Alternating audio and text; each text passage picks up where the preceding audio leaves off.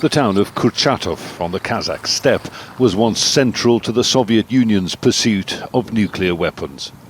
Its museum documents almost 500 above and below ground nuclear tests conducted in the area, recording the blast and radiation impacts on machinery, masonry and livestock.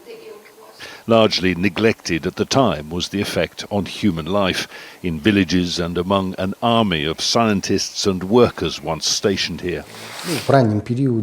In the early stages there were blood diseases, complications during pregnancy and high infant mortality. Later there were gastrointestinal diseases, and over the long term we see cancers of the lung and breast and rare forms of central nervous system disorders.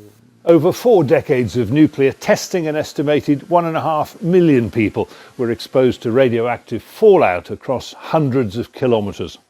In some villages, up to 90% of residents received high doses of radiation, some comparable to near ground zero levels of exposure in Hiroshima and Nagasaki. And cancer rates were found to be 30% higher than the national average in areas close to the test sites.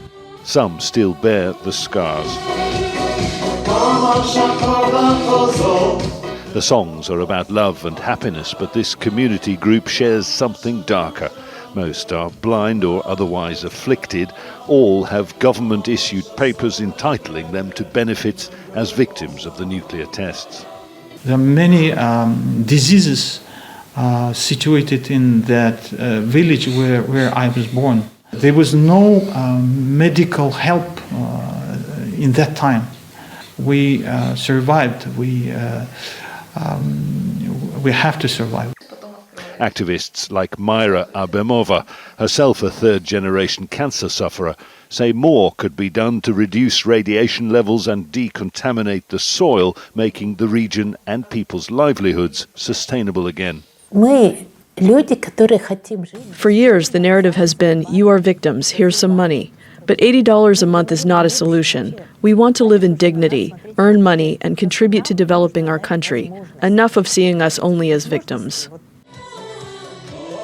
Victims or not, this is the human cost of Cold War dominance, a price many are still paying.